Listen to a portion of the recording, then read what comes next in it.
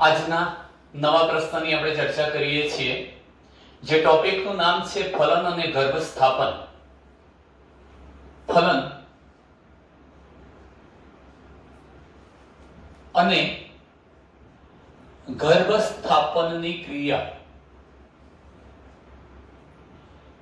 સાદી ભાષામાં વાત કરીએ તો શુક્રકોષ અને અંડકોષનું જોડાણ થવું આ ઘટના ફલન, અને આ રીતે બનેલો જે ફલિતાંડ છે એનું વિખંડન થવાનું, બહુકોષી રચના બનશે અને એ રચનાનું ગર્ભાશયની દિવાલ પર સ્થાપન થવું, ગર્ભાશયની દિવાલ સાથે એ રચના ચોંટવી, જેને કહીશું ગર્ભસ્થાપન. આ બંને ટોપિકોને સમજાવવા માટે આપણે એક આકૃતિ દોરીશું. હું એ આકૃતિ પ્રમાણમાં મોટી દોરું છું કારણ કે મારે તમામ ઘટનાઓ અંદર થતી બતાવવી છે.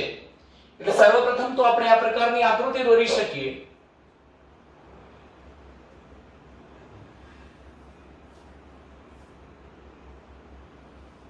મિત્રો, હું આ પ્રકારની આકૃતિ દોરું છું. આ તમે જાણો છો એમ ફેલેપિયન ટ્યુબ છે.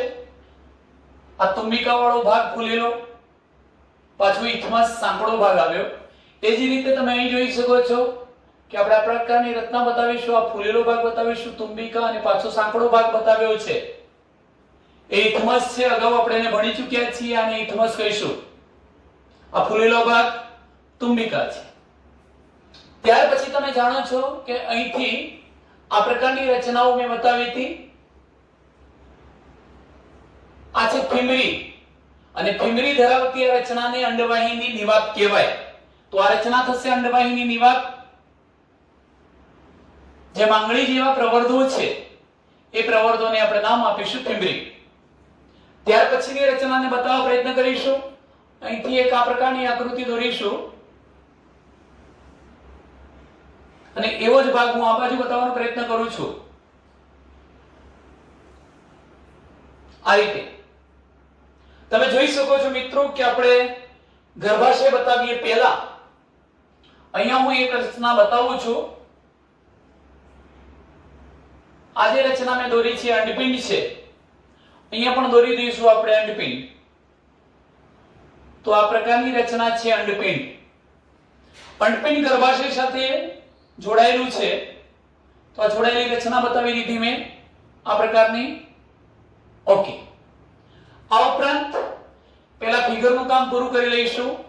તમે જાણો છો કે ગર્ભાશયનું અંદરનું સ્તર છે, જેમ કે અહીંથી હું બતાવું છું. આ પ્રકારની રચના બતાવીશું. અહીં યોનિ માર્ગ થયો. અહીં પણ આપણે ગર્ભાશયનું આ સ્તર બતાવીએ છીએ. આ પ્રકારની રચના બતાવું છું મિત્રો. આટલાની અંદર તમને થોડુંક નામ નિર્દેશન કહી દઉં. જરૂરી જે ભાગ છે એનું નામ નિર્દેશન. તો આ છે અંડવાહિની નિવાક. આ જે ફૂલેલો ભાગ છે એ તુંબિકા છે. સાંકડો છેડો અંડવાહિનીનો આ ઇથમસ છે, ઇથમસ. એવી રીતે તમે આને અંડપિંડ કહી શકો. અંડપિંડ છે. આ જે છે ગર્ભાશય છે, અને ગર્ભાશયની આ દિવાલ છે. ગર્ભાશયની દિવાલ. તમે પણ જાણો છો કે ગર્ભાશયની દિવાલ 3 સ્તરોથી બનેલી છે. પેરીમેટ્રિયમ, માયોમેટ્રિયમ અને સૌથી અંદરનું સ્તર એન્ડોમેટ્રિયમ. એટલે હું એવું કહી શકું કે આ જે ભાગ બતાવ્યો છે આપણે સૌથી અંદરનું સ્તર એ એન્ડોમેટ્રિયમ અંતઃસ્તર છે.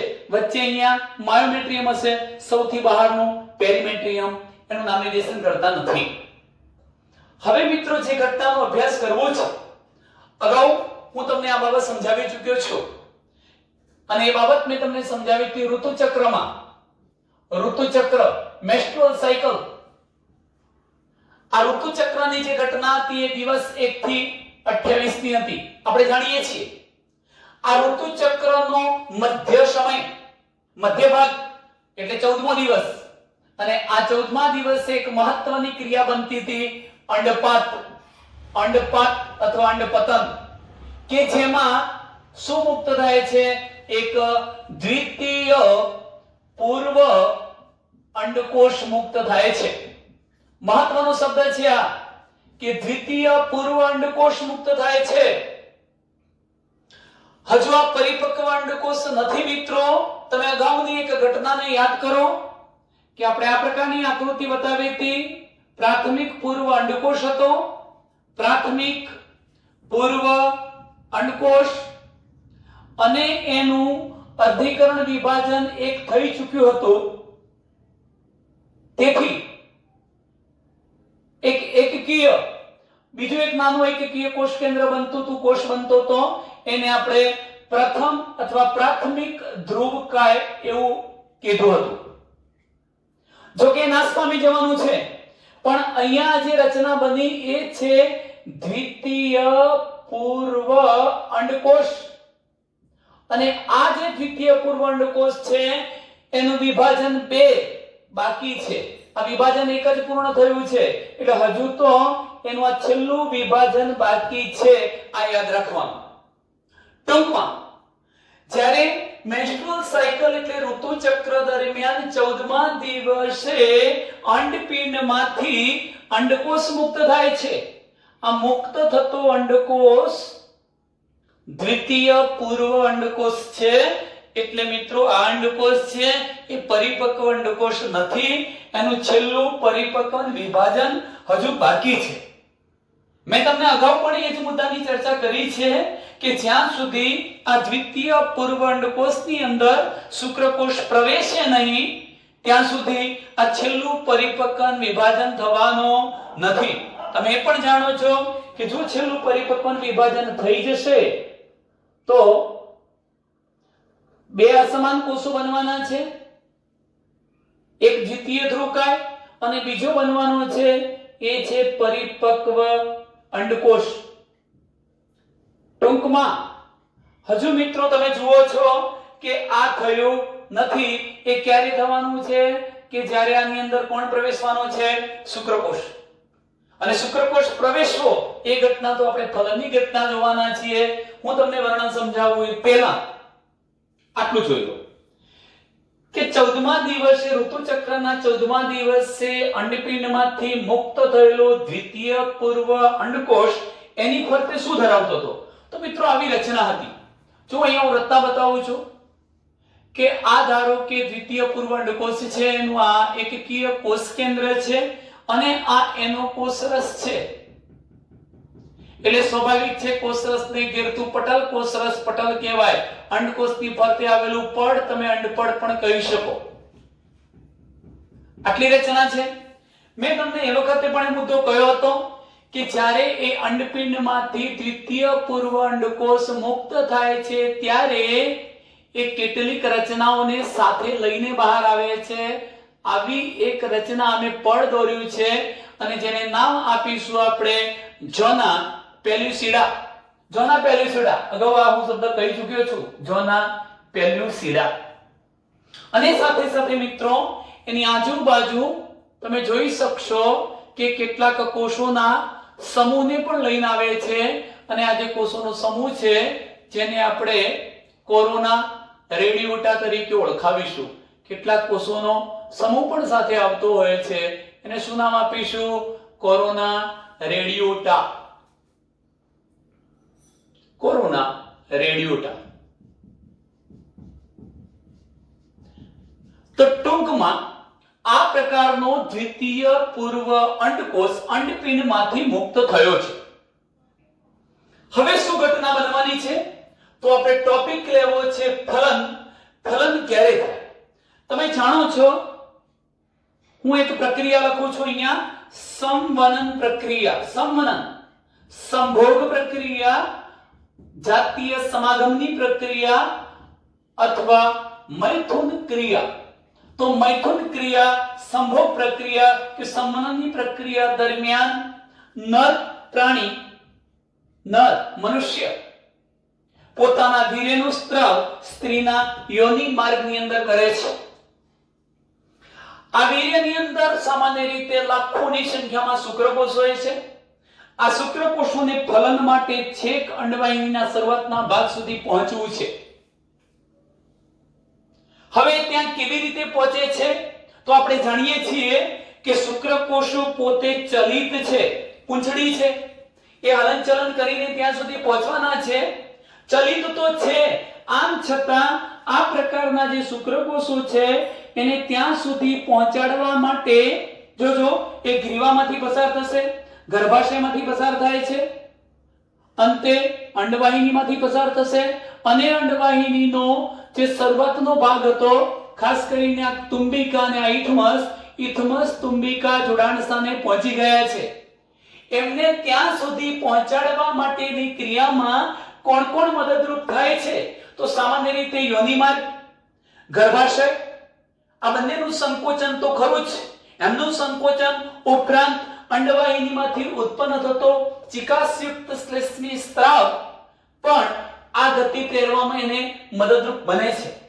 મિત્રો અહીંયા જે સંભોગ કે સંવનન પ્રક્રિયા દ્વારા નર પુરુષ માદા સ્ત્રીની અંદર એના યોનિ માર્ગમાં જ્યારે વીર્ય ત્યાગ કરે છે એના પછી લગભગ 4 થી 5 કલાકનો સમયગાળો આ શુક્રકોષને ઇથમસ તુંબિકા જોડાણ સ્થાને પહોંચતા થાય છે.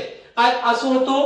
તુંબિકા છે, ફૂલેલો ભાગ તુંબિકા, અને આ સાંકડો છેડો હતો ઇથમસ. આ બંનેનું જોડાણ સ્થાન એટલે આટલો વિસ્તાર ઇથમસ તુંબિકા જોડાણ સ્થાન કહેવાય, ત્યાં પહોંચે છે. એ સમયગાળા દરમિયાન એ પણ યાદ રાખજો મિત્રો કે આ દ્વિતીય પૂર્વ અંડકોષને પણ ઇથમસ તુંબિકા જોડાણ સ્થાને પહોંચવું જરૂરી હોય છે. એને પણ ઇથમસ તુંબિકા જોડાણ સ્થાને પહોંચવું જરૂરી હોય છે. પણ આપણે જાણીએ છીએ કે અંડકોષ પોતે અચલિત છે, તો પ્રશ્ન એ થાય કે ત્યાં સુધી કેવી રીતે પહોંચી શકે? એ ત્યાં સુધી કેવી રીતે પહોંચતો હશે? તો સર્વપ્રથમ તમે જાણો છો કે આ બધા જ જે ફિમરી હતા, અંડવાહિની નિવાપમાં આવેલી આંગળી જેવી પ્રવર્ધો જેવી રચના, એ સામાન્ય રીતે આ દ્વિતીય પૂર્વ અંડકોષને ઘેરી લે છે અને પોતે એને ક્યાં દાખલ કરાવે છે? અંડવાહિની નિવાપમાં. પણ અંડવાહિની નિવાપથી આગળ એને આપણે ક્યાં લઈ જવો છે? કયા જોડાણ સ્થાને લઈ જવો છે? ઇથમસ તુંબિકા જોડાણ સ્થાને લઈ જવો છે. તો ત્યાં લઈ જવાનું કામ કોણ કરે છે? મિત્રો અહીંયા અંડવાહિનીના શરૂઆતના ભાગે પક્ષમલ અધિચ્છદ પેશીના કોષો આવેલા હોય છે. પક્ષમલ અધિચ્છદ પેશીના કોષો જે સતત એકમાર્ગીય પ્રવાહ સર્જે છે અને આ એકમાર્ગીય પ્રવાહના કારણે અંદર દાખલ થયેલો આ જે દ્વિતીય પૂર્વ અંડકોષ હતો એ ખસતો ખસતો ઇથમસ તુંબિકા જોડાણ સ્થાને પહોંચે છે. અને જેવો ઇથમસ તુંબિકા જોડાણ સ્થાને પહોંચે છે કે તરત જ એના સંપર્કમાં કોણ આવે છે મિત્રો? શુક્રકોષ એના સંપર્કમાં આવે છે. જેમ કે હું બતાવું છું, આ શુક્રકોષનું શીર્ષ છે, આ મધ્ય ભાગ છે અને આ પૂંછડી છે. શુક્રકોષ એના સંપર્કમાં આવે છે. આમ તો ખરેખર એની આસપાસ અઢળક લાખોની સંખ્યામાં શુક્રકોષો હશે, પણ બધા જ શુક્રકોષો ફલન પ્રક્રિયા કરી શકતા નથી. એમાંથી જે શુક્રકોષ સર્વપ્રથમ જોના પહેલી સુવિધાના સંપર્કમાં આવશે એ જ શુક્રકોષ દ્વારા ફલનની ઘટના થવાની છે. સાથે સાથે એક બીજો મુદ્દો પણ આપણે જોઈ લઈએ છીએ અહીંયા મિત્રો કે શુક્રકોષો અહીંયા પહોંચવાના છે ઇથમસ તુંબિકા જોડાણ સ્થાને, અને એક્ઝેક્ટ એ જ સમયે આ દ્વિતીય પૂર્વ અંડકોષ પણ ઇથમસ તુંબિકા જોડાણ સ્થાને પહોંચે તો જ ફલન થઈ શકે. શરત છે મિત્રો અહીંયા, ફરીથી ધ્યાન રાખજો કે જે સમયે નરના શુક્રકોષો ઇથમસ તુંબિકા જોડાણ સ્થાને પહોંચે છે એક્ઝેક્ટ એ જ સમયે આ જોડાણ સ્થાને દ્વિતીય પૂર્વ અંડકોષ પણ પહોંચવો જોઈએ, તો જ ફલનની શક્યતા રહે. અને માટે જ તો આપણે એવું કહી શકીએ કે દરેક વખતે થયેલી સંભોગ પ્રક્રિયા, દરેક વખતે થયેલી સમનન પ્રક્રિયા કે દરેક વખતે થયેલી મૈથુન પ્રક્રિયા ગર્ભધારણમાં પરિણમી જતી નથી. બધી જ સંભોગ પ્રક્રિયાઓને કારણે ગર્ભ રહી જતો નથી. કેમ? કારણ કે આ બંનેને સાથે પહોંચવાની જે શક્યતા છે એ નહિવત હોય છે અને એના કારણે જ બધી જ સંવનન પ્રક્રિયાઓ ગર્ભધારણમાં પરિણમતી નથી. હવે મિત્રો તમે અહીં જરા ધ્યાન રાખો કે સર્વપ્રથમ તો આ જે શુક્રકોષ હતો, આ શુક્રકોષ એનો આગળનો જે ભાગ છે એને શુક્રાગ્ર કહીશું. આ શુક્રાગ્ર પ્રદેશમાંથી હાયલ્યુરોનિડેસ નામનો એક ઉત્સેચક ઉત્પન્ન થાય છે. એ ઉત્સેચક આ જોના પેલ્યુસિડા અને આ કોષરસ પટલમાં છિદ્ર પાડીને શુક્રકોષને અંદર દાખલ કરવામાં મદદરૂપ થાય છે. આ પણ યાદ રાખજો મિત્રો કે સમગ્ર શુક્રકોષ અંદર પ્રવેશતો નથી. પૂંછડીનું કામ તો ફક્ત એટલું હતું કે એને દ્વિતીય પૂર્વ અંડકોષ સુધી પહોંચાડવી. આનું કામ પૂરું થઈ ગયું છે. એટલે આ મધ્ય ભાગ અને બીજું કોણ અંદર પ્રવેશી જાય છે? શીર્ષ. આ બંને ભાગ ક્યાં પ્રવેશે છે? દ્વિતીય પૂર્વ અંડકોષમાં પ્રવેશે છે. પ્રશ્ન થતો હશે કે શા માટે આ બંને પ્રવેશે છે? તો તમે જાણો છો કે શીર્ષ ભાગમાં એનું એકકીય કોષ કેન્દ્ર છે જેના દ્વારા આપણે પ્રજનન કરાવવાનું છે. અને આ મધ્ય ભાગ છે એની અંદર મિત્રો તારા કેન્દ્ર પણ આવેલું હોય છે. કેમ તારા કેન્દ્ર? તો હું તમને હવે એ સમજાવું છું ઘટના. આ ધ્યાન રાખજો. આ પ્રશ્ન મેં અધૂરો રાખ્યો છે કે તારાકાયન કેન્દ્રનું કાર્ય અંદર જઈને શું છે. પણ એ પહેલા હું પોઈન્ટને બદલું છું કે આ શુક્રકોષનો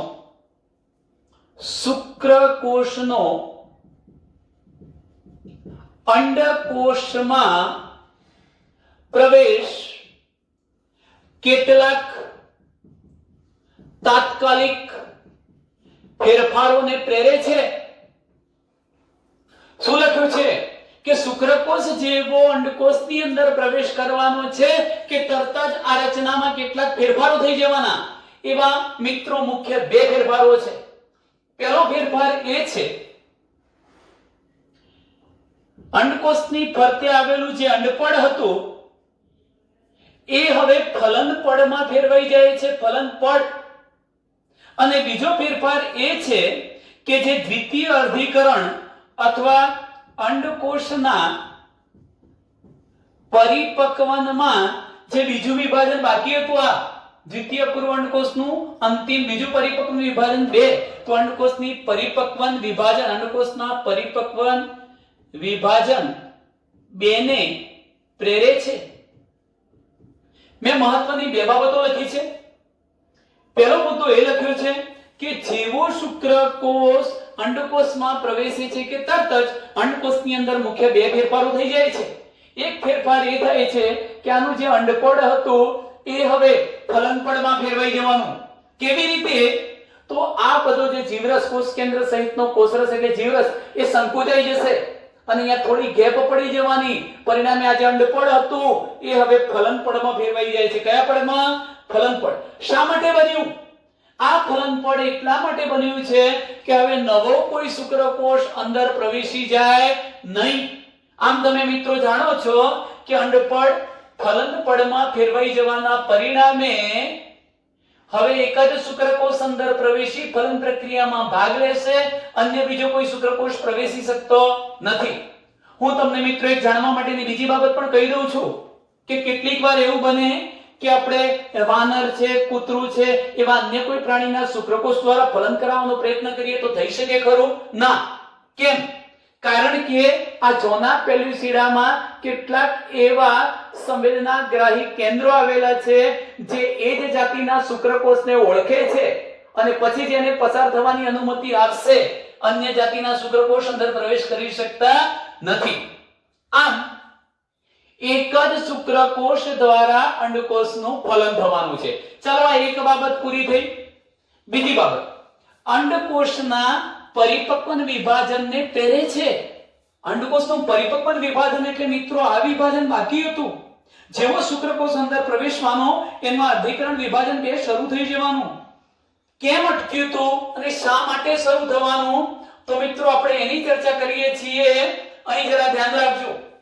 જો અંડકોષ જોડે તો પોતાનું એક જ તારા કેન્દ્ર હતું. આ શુક્રકોષનો મધ્ય ભાગ પણ અંદર પ્રવેશવાનું, એનું બીજું તારા કેન્દ્ર મળવાનું. આ બંને તારા કેન્દ્રો ભેગા થવાના અને પરિણામે બંને તારા કેન્દ્રો દ્વિધ્રુવીય ત્રાકતંતુઓને સર્જશે. અને આ જે એક કોષ હતો એનું વિભાજન કરી અંદર પહેલા તો રંગસૂત્રોનું અને ત્યારબાદ આખા સમગ્ર કોષરસનું એમ કરીને વિભાજન કરી અને બે કોષો બનાવી દેશે. પણ અહીંયા જે વિભાજન થાય છે મિત્રો, એ વિભાજન પણ અસમ પ્રકારનું છે.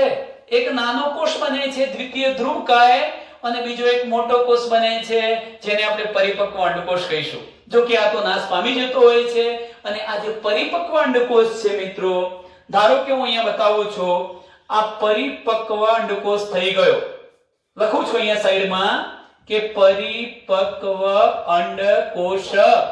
આ પરિપક્વ અંડકોષનું આ જે કોષ કેન્દ્ર હવે બાકી રહ્યું, એને આપણે માદા પ્રકોષ કેન્દ્ર કહીશું. માદાનું પ્રજનન કરી શકે તેવું કોષ કેન્દ્ર, માદા પ્રકોષ કેન્દ્ર. અને જે શુક્રકોષ અંદર પ્રવેશ્યો તો શીર્ષ અને મધ્ય ભાગ, એ પણ હવે ગોળ આકાર ધારણ કરી લઈને એ પોતે નર પ્રકોષ કેન્દ્રમાં ફેરવાય છે. નર પ્રકોષ કેન્દ્રમાં ફેરવાય છે. તમે જોઈ શકો છો કે અહીંયા નર અને માદા પ્રકોષ કેન્દ્રો બંને એકકીય હતા. એના કારણે આ જોડાઈ જવાથી કેવી રચના અસ્તિત્વમાં આવે છે? દ્વિકીય. આને આપણે ફલિતાંડ અથવા તો યુગ્મ નજ તરીકે ઓળખાવીશું. આમ શુક્રકોષ અને અંડકોષનું સંમિલન થવાની ઘટનાને આપણે કયા ટોપિકના નામે ઓળખાવીશું મિત્રો? ફલન ઘટના તરીકે ઓળખાવીશું. હવે એક બાબત તો સ્પષ્ટ થઈ ચૂકી છે, ફલન થઈ ગયું છે, એટલે સ્વાભાવિક છે મિત્રો કે અહીંયા કોણ બની ચૂક્યો છે? ફલિતાંડ બની ચૂક્યો છે. જો કે અહીં બનશે, પણ મારે આ આકૃતિની અંદર બધા તમામ પ્રકારના ફેરફારોને સમજાવવા છે, માટે હું આ આકૃતિને સહેજ અહીંથી શરૂઆત કરી બતાવું છું. અહીં ધ્યાન રાખજો. હવે પછીની ઘટનાનો અભ્યાસ કરવો છે આપણે ગર્ભ સ્થાપનનો. ચાલો મિત્રો, ગર્ભ સ્થાપન કેવી રીતે થાય છે એ ઘટનાનો અભ્યાસ કરીએ. અહીં તમે જોઈ શકો છો, હું થોડોક આ ભાગ ફેરફાર વાળો બતાવું છું, કારણ કે અંદરની બધી આકૃતિઓ આપણે અંદર દોરી શકીએ વ્યવસ્થિત, એ પ્રકારે બતાવવાનો પ્રયત્ન કરીએ. ચાલો જોજો મિત્રો.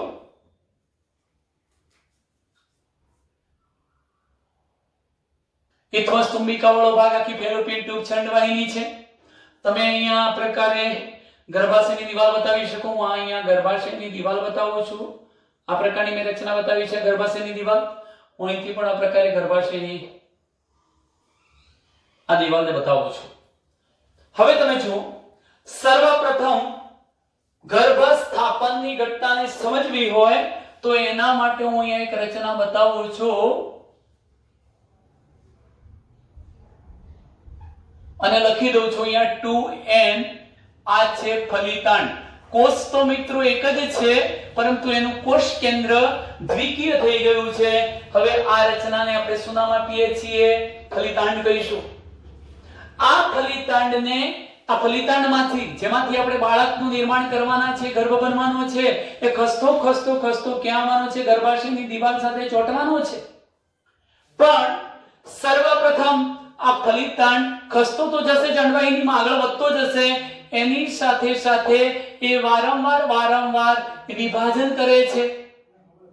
આ વિભાજન જે છે એ સમવિભાજન છે, અને સમવિભાજન હોવાથી મિત્રો નિર્માણ પામતા અહીંયા જે કોષો છે એ બધા જ કોષો પણ રંગસૂત્રની બાબતમાં દ્વિકીય હશે.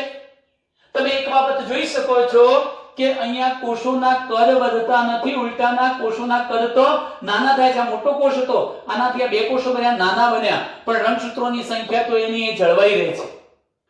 આ રીતે બે કોષ બને છે, પછીનું પાછું સમવિભાજન થવાનું. પરિણામે તમે જોઈ શકો છો કે બે માંથી 4 કોષો બનવાના. આ 4 કોષો બન્યા. ત્યાર પછી તમે મિત્રો જોશો ફરી વિભાજન થવાનું, સમવિભાજન, તો 4 માંથી 8 કોષો બને છે. 4 માંથી આ કેટલા કોષો બન્યા? 8 કોષો બન્યા. 8 કોષોનું નિર્માણ થયું. હું લખું છું અહીંયા આ રીતે 8 કોષ બન્યા. હજુ આ વિભાજનની ઘટના આગળ વધવાની છે, સમવિભાજનની પ્રક્રિયા. એટલે તમને ખબર છે કે હવે 8 ની જગ્યાએ કેટલા કોષો સર્જાય છે? 16. જેમ કે 1 2 3 4 5 6 7 8 એ રીતે મિત્રો અહીંયા ટોટલ હવે કેટલા કોષો બનવાના છે? 16 કોષો બનવાના છે. ધારો કે આકૃતિમાં વધુ ઓછા હોઈ શકે મિત્રો, પણ 16 છે એમ સમજો. આ 16 કોષો બન્યા. 8 થી માંડીને 16 કોષો બન્યા છે. અહીં તમે જોઈ શકો છો કે ફલિતાંડનું વારંવાર વિભાજન થતા અનેક કોષો સર્જાય છે. જો આવા કોષોને નામ આપવું હોય તો ગર્ભ કોષ્ઠી કોષો તરીકે આપણે એને ઓળખાવીશું. આ રીતે સર્જાયેલા જે વધુ કોષો છે, બહુકોષી રચના બની, એવા દરેકે દરેક કોષને ગર્ભ કોષ્ઠી કોષ તરીકે આપણે ઓળખાવી શકીએ. કેટલાક પ્રશ્નો થશે મિત્રો કે આ બધી ક્રિયાઓ કેટલા સમયમાં પૂરી થતી હશે? ધારો કે અહીંયા ફલન થયું છે, આજે ફલન થયું હોય તો ફલન થયાના ત્રીજા દિવસે લગભગ આ જે ફલિતાંડયુક્ત બહુકોષીય રચના બની હતી, ગર્ભકોષ્ઠી કોષો ધરાવતી બહુકોષીય રચના, આ 16 કોષીય રચનાને ખાસ એક શબ્દથી આપણે ઓળખાવીશું, મોરુલા ગર્ભ. શું કહીશું? મોરુલા ગર્ભ. તો આ મોરુલા ગર્ભ બની જાય છે ફલન થયાના લગભગ ત્રીજા દિવસ સુધીમાં. ફલન થયાના લગભગ ત્રીજા દિવસે મોરુલા ગર્ભ બની ચૂક્યો હોય છે અને આ મોરુલા ગર્ભ મિત્રો ક્યાં સુધી પહોંચી જાય છે? ગર્ભાશય સુધી. હવે ફલન થયાના 5મા દિવસે, જો ત્રીજો, ચોથો, 5મો, ફલન થયાના 5મા દિવસે શું ઘટના બનવાની છે? તો ફલન થયાના 5મા દિવસે હું એક અગત્યની ઘટના બતાવું છું, બહુ જ ધ્યાનથી સમજજો મિત્રો. ફલન થયાના 5મા દિવસે એક અગત્યની રચના જોઈ શકો છો તમે. મેં બ્લુ સેલ બતાવ્યા છે બધા. હું આ બ્લુ પેનથી બતાવેલા કોષો દ્વારા રચાયેલું આખું એક સળંગ જે સ્તર છે, એ સ્તરને નામ આપી દઉં છું ગર્ભ પોષક. ગર્ભ પોષક સ્તરના કોષો, પોષક કોષો, પોષક સ્તરના કોષો. અને સાથે સાથે અંદર એક બીજી રચના બતાવું છું, જોઈ શકો છો તમે આ પ્રકારની રચના.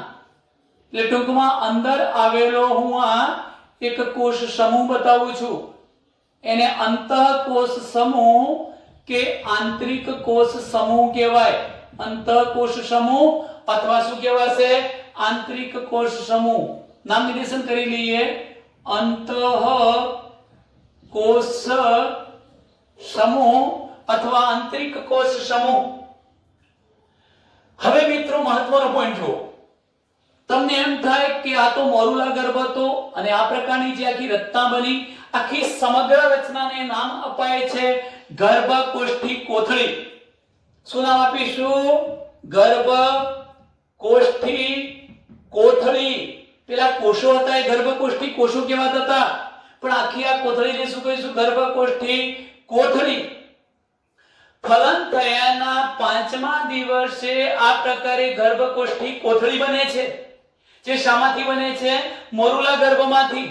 અને આ ગર્ભકોષ્ઠી કોથળીની રચનામાં બહારની બાજુએ જે કોષોની એક સ્તરીય રચના આવેલી છે, બહારની બાજુએ જોવા મળતી કોષોની એક સ્તરીય રચના, એને આપણે ગર્ભ પોષક સ્તર કહીશું. ગર્ભ પોષક સ્તરના કોષો કાં તો પોષક સ્તરના કોષો. અને મિત્રો યાદ રાખો, આ અંતઃ અથવા આંતરિક કોષ સમૂહ હતો, એ આંતરિક કોષ સમૂહમાંથી જ ગર્ભ બનવાનો છે, બાળક બનવાનું છે, ભ્રૂણ બનવાનું છે. આમાંથી આંતરિક કોષ સમૂહમાંથી બનવાનું છે. ભ્રૂણ બની જવાનો. શું બનશે? ભ્રૂણ, બાળક નાનું. શામાંથી સર્જાશે? અંદરના આંતરિક કોષ સમૂહમાંથી. આ પ્રકારની રચના કેવી રીતે બની છે?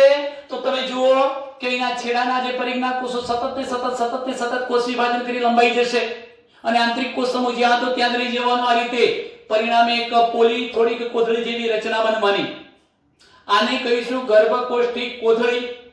બે પ્રકારના ભાગો હતા. બહાર શું હતું?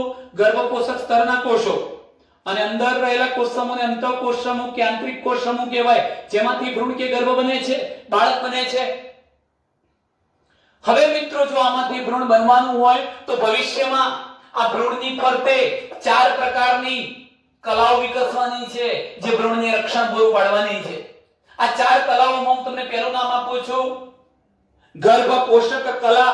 એનો મતલબ કે આ ગર્ભપોષક સ્તર જ્યારે અંદરની રચનામાંથી ભ્રૂણ બનશે ત્યારે આ ભ્રૂણની બહાર એટલે બાહ્ય ભ્રૂણીય કલા તરીકે આ ગર્ભપોષક સ્તર હતું એ સામા ફેરવાઈ જવાનું ગર્ભપોષક કલામાં. એક શબ્દ. બીજી બનવાની શરદી કોથળી.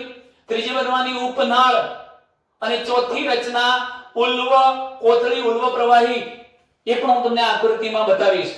તો ટૂંકમાં ભ્રૂણની ફરતે આવેલી બાહ્ય ભ્રૂણીય કલા તરીકે ગર્ભપોષક કલા શામાંથી બનવાની છે? આ ગર્ભકોષ્ઠી આ શામાંથી બનવાની? ગર્ભપોષક સ્તરમાંથી બનવાની છે. એક બીજો મુદ્દો તમે જોઈ શકો છો કે ગર્ભકોષ્ઠી કોથળીના પોલાણમાં એક પ્રવાહી આવેલું છે, એને ગર્ભકોષ્ઠી કોથળીનું પ્રવાહી કહેવાય. મિત્રો, આ ગર્ભકોષ્ઠી કોથળીનું પ્રવાહી ક્યાંથી આવ્યું? તો આ ગર્ભકોષ્ઠી કોથળીનું જે પ્રવાહી છે એનો સ્ત્રાવ આ ગર્ભપોષક સ્તરના કોષોમાંથી થાય છે. ટૂંકમાં આ ગર્ભપોષક પ્રવાહીનું નિર્માણ કરવાની જવાબદારી પણ કોની છે? ગર્ભપોષક સ્તરના કોષોની છે. હવે જુઓ, આટલે સુધી ગર્ભકોષ્ઠી કોથળીની રચના આપણે પૂરી કરી છે. હવે આપણે આનું સ્થાપન અહીંયા ગર્ભાશયની દિવાલ સાથે કરવું છે. પણ એ જોતા પહેલા આપણને કેટલાક મુદ્દાઓ ખબર હોવી જોઈએ મિત્રો, કે આ ગર્ભપોષક સ્તર બીજું શું કાર્ય કરે છે? એનું એક કાર્ય તો એ થયું કે ગર્ભકોષ્ઠ કોથળીમાં રહેલું પ્રવાહી ઉત્પન્ન કરવું. પ્રથમ કાર્ય શું હતું? ગર્ભકોષ્ઠ કોથળીમાં જોવા મળતા પ્રવાહીનું નિર્માણ કરવું. બીજું કાર્ય લખું છું મિત્રો, અહીં જરા ધ્યાન રાખજો કે અહીંથી ચોક્કસ પ્રકારના એન્ઝાઇમ એટલે કે ઉત્સેચક ઉત્પન્ન થવાના છે. ગર્ભપોષક સ્તરમાંથી ચોક્કસ પ્રકારનો ઉત્સેચક ઉત્પન્ન થશે. એ શું કરશે? ગર્ભાશયની દિવાલ સુધી પહોંચે છે. આ ગર્ભાશયની દિવાલ અને એની અંદર રહેલી થોડીક પેશીઓ એટલે ગર્ભાશયના કોષો અથવા પેશીઓનું ભક્ષણ કરી જશે. એનો મતલબ કે અહીંથી એક નાનો, ધારો કે અત્યારે તો હું ડોટેડ લાઈન દ્વારા બતાવું છું કે આટલા ભાગનું ધારો કે પાચન કરી જાય છે, આટલા ભાગનું, એટલે અહીં ખાડા જેવો ભાગ બનાવી દેશે, જેથી કરીને આ જે વિકસતો ગર્ભ છે અહીંયા સ્થાપિત થઈ શકે, ગર્ભાશયની દિવાલ સાથે મજબૂત રીતે જોડાઈ શકે મિત્રો. તો બીજું કાર્ય શું થયું? ગર્ભપોષક સ્તરના કોષો ઉત્સેચકનો સ્ત્રાવ કરે છે, જે માતાની જે પેશીઓ હતી ગર્ભાશયની રુધિર વાહિનીઓ હતી એનું ભક્ષણ કરી ત્યાં એક ગર્ત અથવા ખાડા જેવો ભાગ બનાવી દેશે અને એ ભાગની અંદર આ ગર્ભકોષ્ઠી કોથળી અહીંયા જોડાશે, ચોટશે. સારું, હું ત્રીજું કાર્ય તમને મિત્રો કહું છું. એનું ત્રીજું કાર્ય શું છે? બે કાર્યોની વાત કરી. એક તો એ શું કરે છે? ગર્ભકોષ્ઠી કોથળીનું પ્રવાહી સર્જે છે. બીજું એ ઉત્સેચક ઉત્પન્ન કરી ગર્ભાશયમાં અથવા માતાની જે પેશીઓ હતી એનું અને રુધિરનું પાચન કરી જાય છે, રુધિર વાહિનીઓનું, એટલે ગર્ત એટલે ખાડો બનાવે છે, જેથી ગર્ભનું સ્થાપન થઈ શકે. ત્રીજું કાર્ય મેં લખી દીધું છે કે આ ગર્ભપોષક સ્તર આગળ ભવિષ્યમાં જ્યારે આમાંથી ભ્રૂણ બાળક બની જશે એ વખતે બાહ્ય ભ્રૂણીય કલા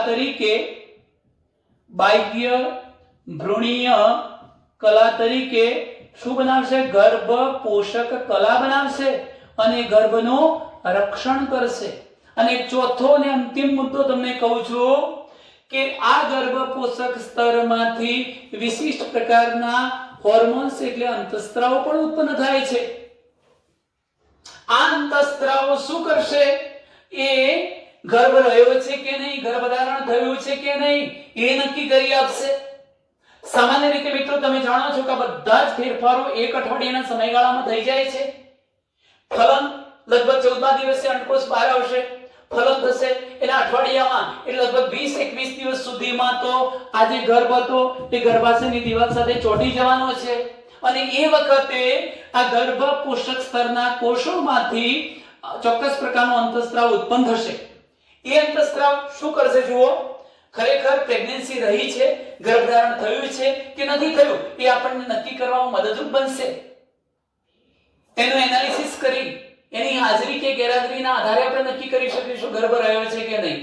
તમે મોટા ભાગે પ્રેગ્નન્સી કિટ આવો શબ્દ અગાઉ સાંભળશો, તમારા જીવન દરમિયાન તમે આ એક શબ્દને સાંભળવાનો છો, પ્રેગ્નન્સી ટેસ્ટ કિટ. એક એવું સાધન છે કે જેમાં એક સફેદ કે પીળાશ પડતા રંગની આ પટ્ટી છે, એમાં ખાડા જેવો ભાગ હોય, વચ્ચે આ પ્રકારની ક્લિપ દોરેલી હોય અને CT એવા બે વર્ષ લગેલા હશે. હવે મિત્રો વિચારો કે જે સ્ત્રીમાં ગર્ભધારણ થયું છે અને ગર્ભ રહ્યો છે, પ્રેગ્નન્ટ બની છે કે નથી બની એ નક્કી કરવું હોય તો એ સ્ત્રીનું આપણે યુરિન લઈશું, મૂત્ર કેમ લઈશું? કારણ કે અંતઃસ્ત્રાવો રુધિર દ્વારા વહન પામતા હોય, રુધિર દ્વારા વહન પામી મૂત્રપિંડ સુધી જાય છે, મૂત્રપિંડમાંથી ઉત્સર્ગ દ્રવ્ય અને વધારાના નકામા પદાર્થોને શોષી લઈ મૂત્ર બનાવે છે. એ વખતે એ અંતઃસ્ત્રાવ મૂત્રમાં પણ આવવાનો, એટલે એ યુરિનનું ટીમ્પો લઈ આ જે નાનો ખાડા જેવો ભાગ હતો એની અંદર નાખીશું, ત્યારે આ મૂત્ર ઉર્ધ્વવહન ધીરે ધીરે પટ્ટીમાં થઈને આગળ વહન પામશે.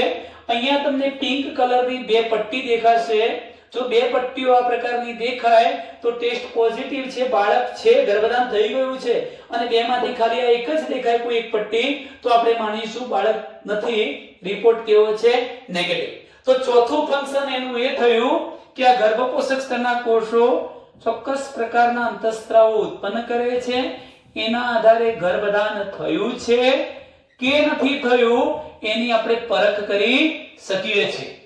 તો મિત્રો આટલે સુધીના ટોપિકની મેં હવે ચર્ચા કરી છે. હું લાસ્ટ પોઈન્ટ તરફ જઈ રહ્યો છું. હવે આખી ગર્ભકોષ્ઠી કોથળી એટલે ગર્ભનું આપણે સ્થાપન કરાવવું છે. ક્યાં કરાવવું છે? ગર્ભાશયની દિવાલ પર, એન્ડ્રોમેટ્રિયમમાં. અને ત્યાં કેટલાક કોષોનું ને રુધિરવાહિનીનું પાચન થઈ ચૂક્યું છે, માટે હું આ પ્રકારની રચના અહીંયા બતાવી દઉં.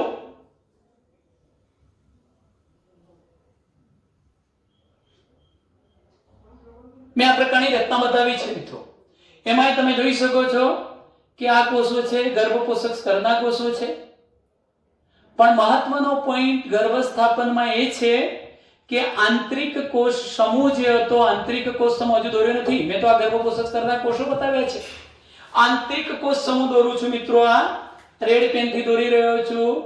આંતરિક કોષ સમૂહ સામાન્ય રીતે ગર્ભાશયની દિવાલ તરફ રહે, આમ ઉપર નહીં, ગર્ભાશયની દિવાલ તરફ રહે આંતરિક કોષ સમૂહ. એ રીતે ગર્ભનું ગર્ભાશયની દિવાલ પર સ્થાપન થાય છે. આંતરિક કોષ સમૂહ થયો, એમાંથી જ ભ્રૂણ એટલે બાળક સર્જાવાનું છે. આ તો છે કોણ? ગર્ભકોષ્ઠી કોથળીનો પ્રવાહી. મિત્રો સાથે સાથે જેવી આ ગર્ભકોષ્ઠી કોથળી અથવા ગર્ભ જે છે એ ગર્ભાશયની દિવાલ સાથે ચોટે કે તરત જ એની ખરી પડવાની સંભાવનાઓ વધી જાય. જો એ મજબૂત જોડાણ ન ધરાવે તો આ ખાડા જેવા ભાગની અંદર એ સેટ તો થઈ ચૂક્યું છે, પણ એને વધારાના સપોર્ટની જરૂર હતી. માટે જ જેવું આ સ્થાપન થાય કે તરત જ ગર્ભાશયની માતાની જે પેશી હતી એ શું કરે છે? સતત ઝડપથી કોષ વિભાજન કરીને આ ગર્ભને થોડોક અંશતઃ ઢાંકી લે છે. અને ઢાંકી લે એટલે આટલી મજબૂત પકડ એને મળી જાય છે. તમે જોઈ શકો છો કે આ મજબૂત પકડ મળી જાય છે. એના કારણે ગર્ભ ખરી પડતો નથી, ગર્ભનો વિકાસ શક્ય બને છે. તો ટૂંકમાં ગર્ભનું ગર્ભાશયની દિવાલ સાથે સ્થાપન થવું, આ ઘટનાને આપણે શું નામ આપીશું? ગર્ભ. ચાલો મિત્રો, અત્યાર સુધીની જે ઘટના આપણે ભણી ચૂક્યા, ફલન અને ગર્ભસ્થાપન. પણ હવે એક બીજો અગત્યનો મુદ્દો આપણે એ પણ જોઈ લઈએ મિત્રો. જ્યારે ફલન થાય છે એટલે કે નરજન્યુ વડે માદાજન્યુનું ફલન થાય છે અને ફલિતાંડ બને છે. એ ફલિતાંડનો આખો સમગ્ર ગર્ભ વિકાસ થવાનો અને બાળકે જન્મ લેવાનું અથવા અવતરવાનું. તો આ આવનારું બાળક નર હશે કે માદા, એ કેવી રીતે નક્કી થાય છે? જેને આપણે સેક્સ ડિટર્મિનેશન, લિંગ નિશ્ચયન કહીએ છીએ.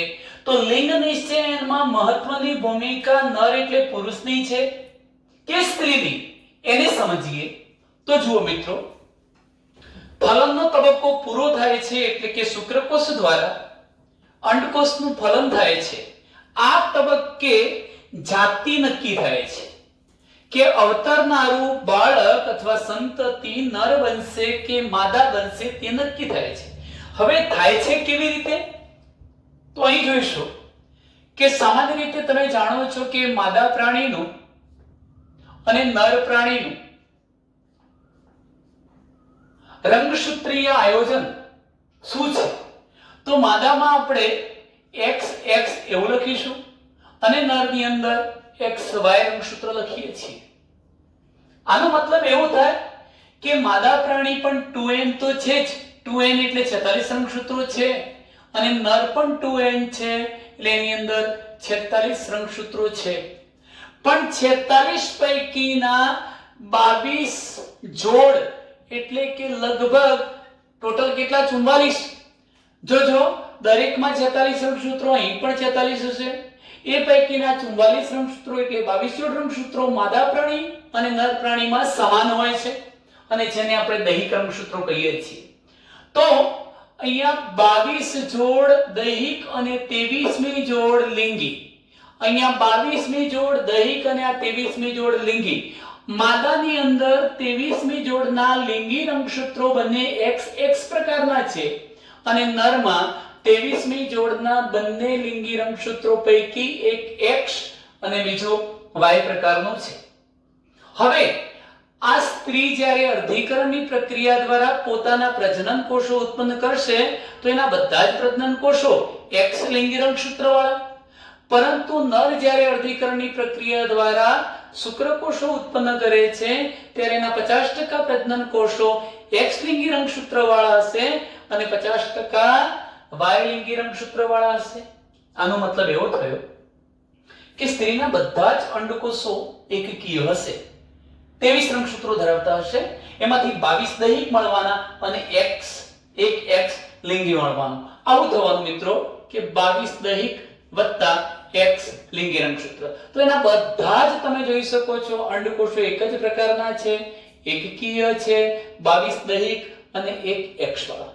પરંતુ પુરુષ જ્યારે અર્ધીકરણની પ્રક્રિયા કરે છે ત્યારે 50% શુક્રકોષો 22 દૈહિક રંગસૂત્ર અને એક X લિંગી રંગસૂત્ર વાળા બનવાના અને 50% 22 દૈહિક અને એક Y લિંગી રંગસૂત્ર વાળા બનવાના.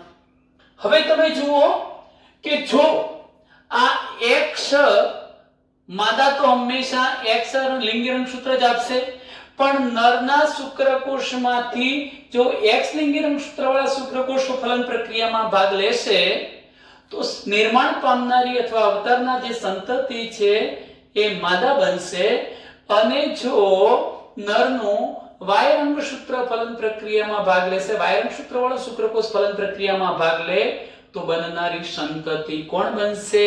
નર બનશે. તો આના પરથી મિત્રો આપણે એવું તારણ કાઢી શકીએ કે માદા પ્રાણી તો એક જ પ્રકારના અંડકોષ ઉત્પન્ન કરે છે એટલે લિંગ નિશ્ચયન માટે જવાબદાર નથી કે આવનાર બાળક નર બનાવવું કે માદા બનાવવું, એનો આધાર આના પર નથી. આવનાર બાળકની જાતિને નર બનાવવી કે માદા બનાવવી એનો આધાર પુરુષ પર છે, પિતા પર છે.